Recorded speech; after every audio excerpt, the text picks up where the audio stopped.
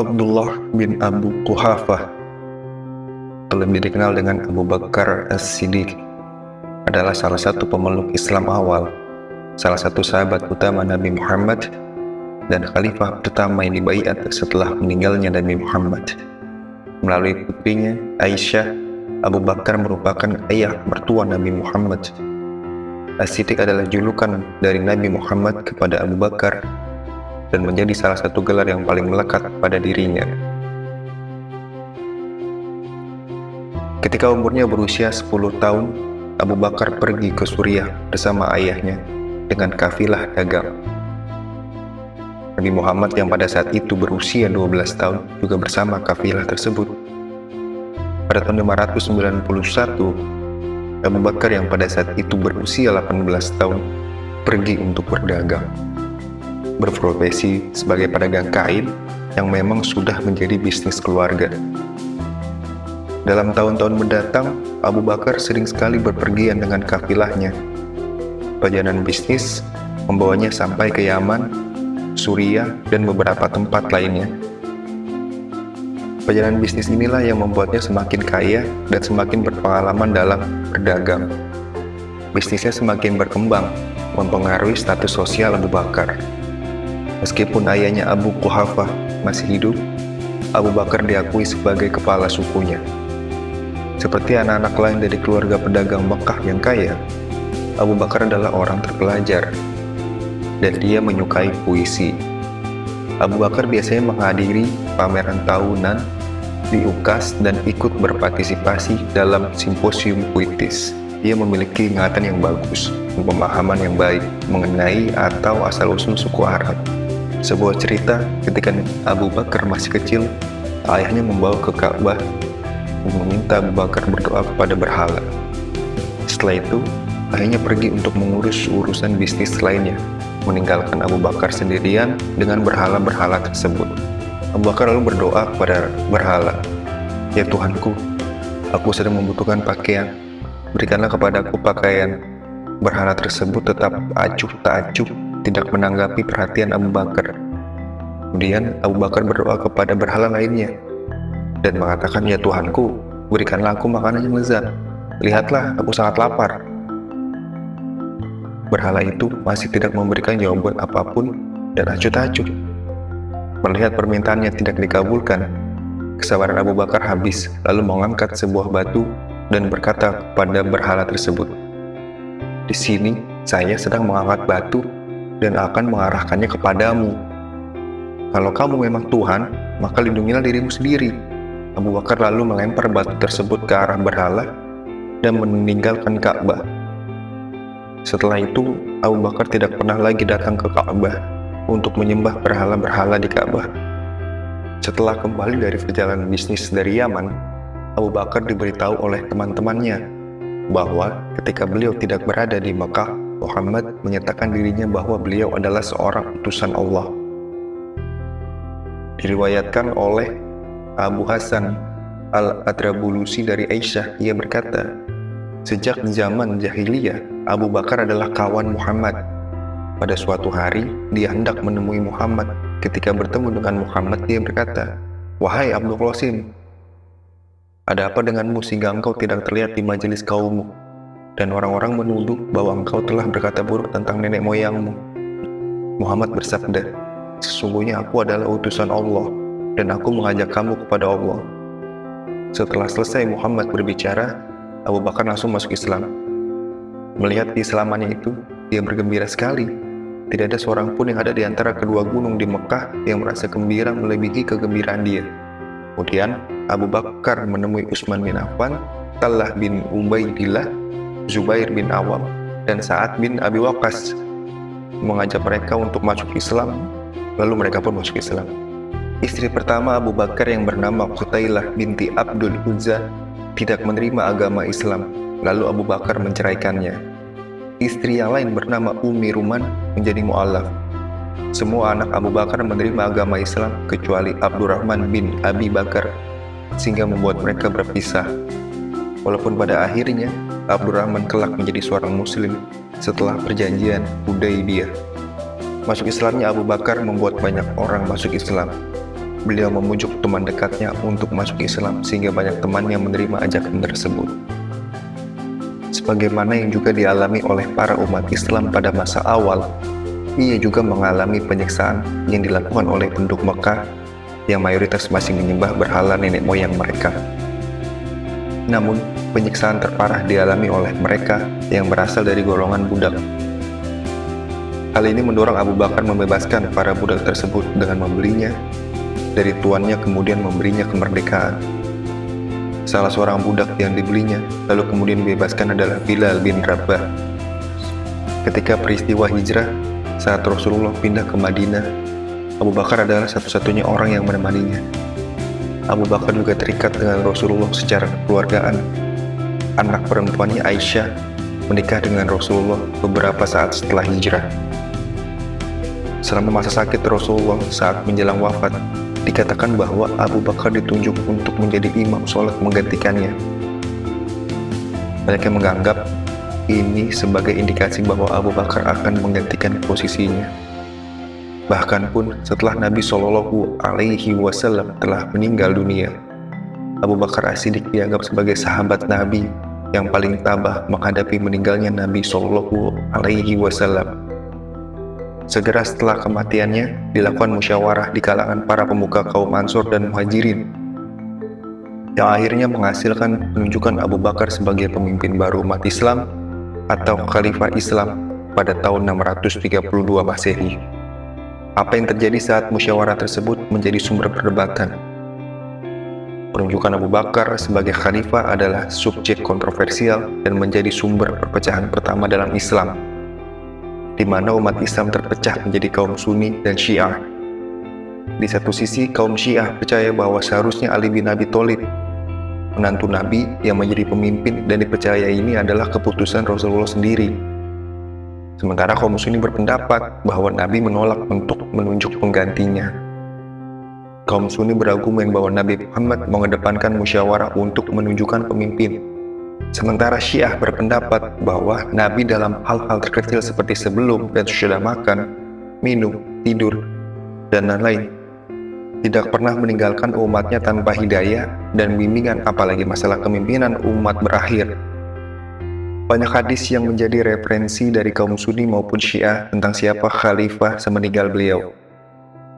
Terlepas dari kontroversi dan kebenaran pendapat masing-masing kaum tersebut, Ali sendiri secara formal menyatakan kesetiaannya berbaiat kepada Abu Bakar dan dua khalifah setelahnya, Umar bin Khattab dan Utsman bin Affan. Kaum Sunni menggambarkan pernyataan ini sebagai pernyataan yang antusias dan Ali menjadi pendukung setia Abu Bakar dan Umar. Sementara kaum Syiah menggambarkan bahwa Ali melakukan baiat tersebut secara pro forma, mengingat ia berbaiat setelah sepeninggal Fatimah istrinya yang berbulan-bulan lamanya, dan setelah itu ia menunjukkan protes dengan menutup diri dari kehidupan publik.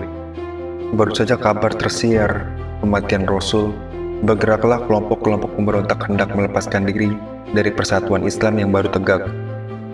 Sebelum mengatur persiapan untuk memerangi pemberontak, Abu Bakar lebih dahulu hendak menyempurnakan angkatan perang di bawah Usamah. Pada saat itu Usamah baru kira-kira 17 tahun. Usamah diangkat langsung oleh Muhammad menjadi kepala perang. Banyak ketua Quraisy menjadi prajurit di bawah perintahnya. Abu Bakar pergi ke tempat pemberhentian angkatan perang Usamah. Untuk melepasnya berangkat, Abu Bakar meminta Usamah untuk mengizinkan Umar tidak ikut berperang. Abu Bakar membutuhkan Umar untuk menemaninya dalam mengatur pemerintahan dalam negeri. Permintaan itu dikabulkan oleh Usamah. Ketika mereka akan berangkat, Abu Bakar berpidato, "Jangan berkhianat, jangan memungkiri janji, jangan menganiaya jasad musuh yang telah mati, jangan membunuh anak-anak, orang tua dan perempuan, jangan memotong batang kurma, jangan membakar, dan jangan menumbangkan kayu-kayuan yang berbuah. Jangan menyembelih kambing, sapi, dan unta, kecuali sekadar untuk dimakan.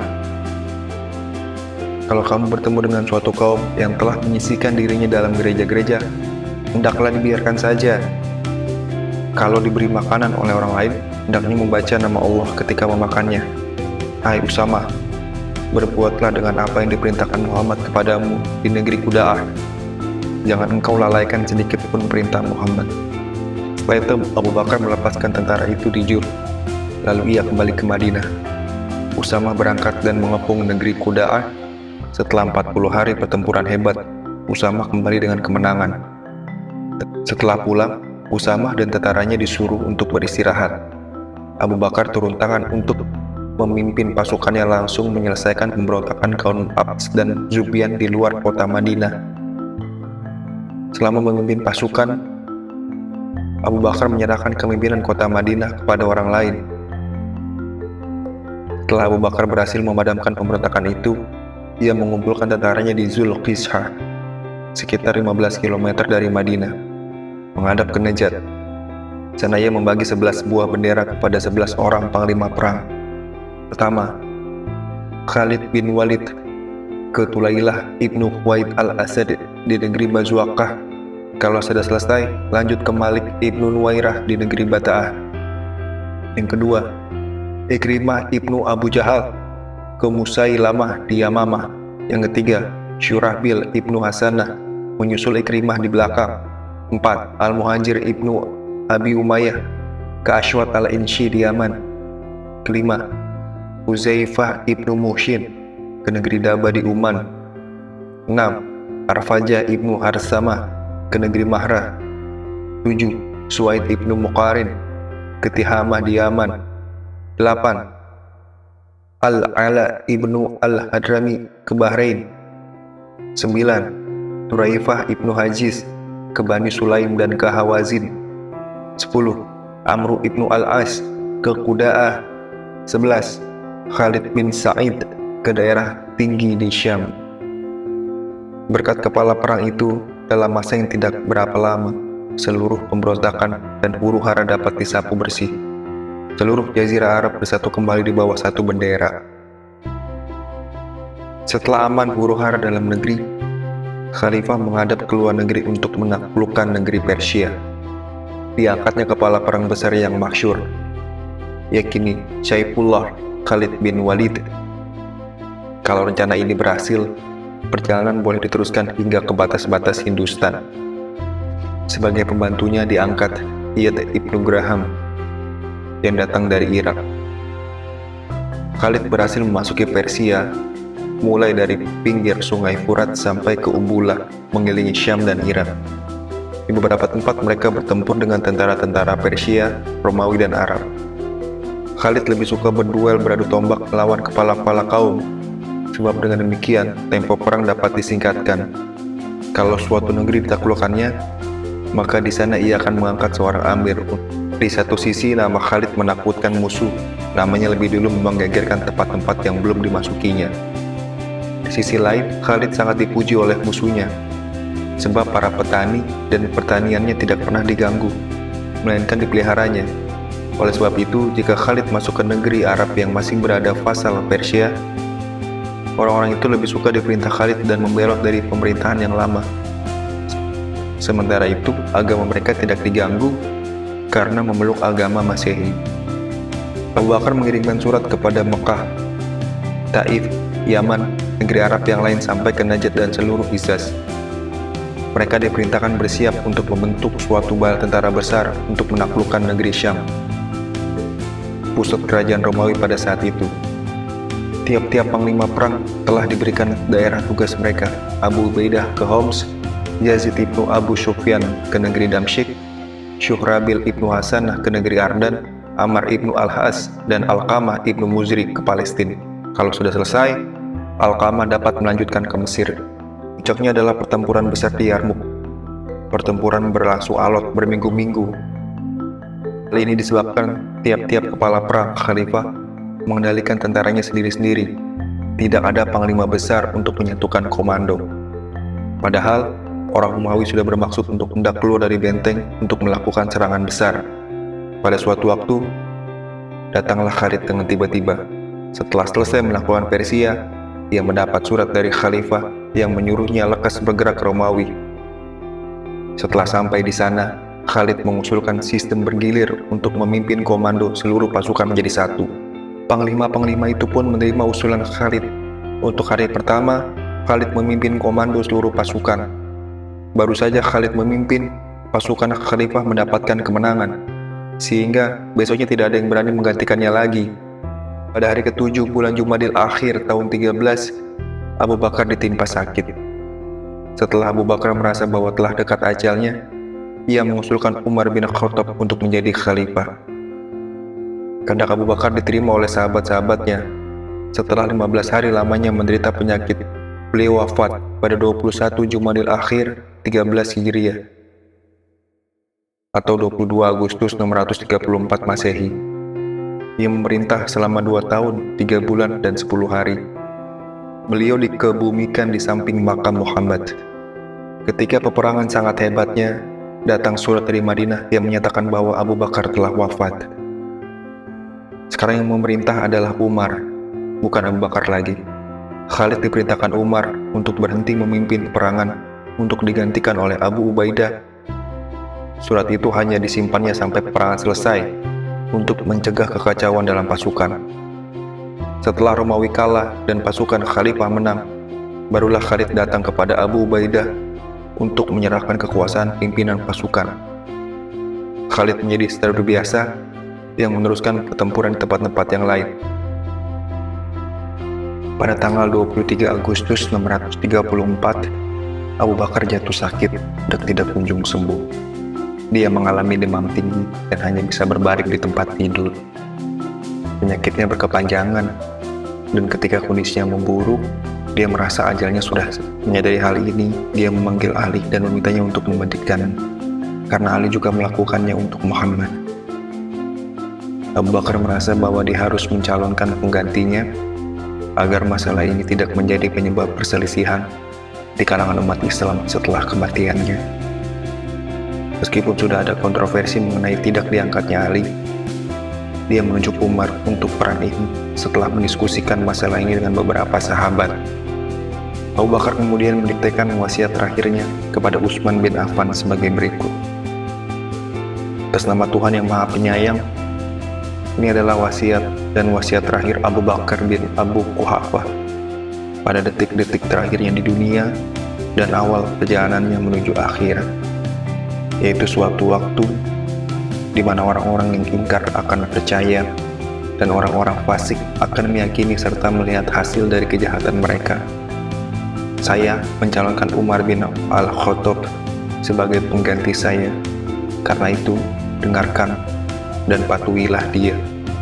Jika dia bertindak sesuai kebenaran, maka dukunglah. Dan itulah yang saya ketahui dari dirinya. Hanya kebaikan yang saya inginkan, tapi saya tidak bisa melihat hasil di masa depan. Namun orang-orang yang zalim dan jahat kelak akan mengetahui tempat kembali seperti apa yang akan mereka dapati. Semoga nikmat dan barokah dari Allah senantiasa tercurah kepada kalian. Umar memimpin sholat jenazah untuknya dan dia dimakamkan di samping makam Muhammad. Wabillahi taufiq wal hidayah. Assalamualaikum warahmatullahi wabarakatuh.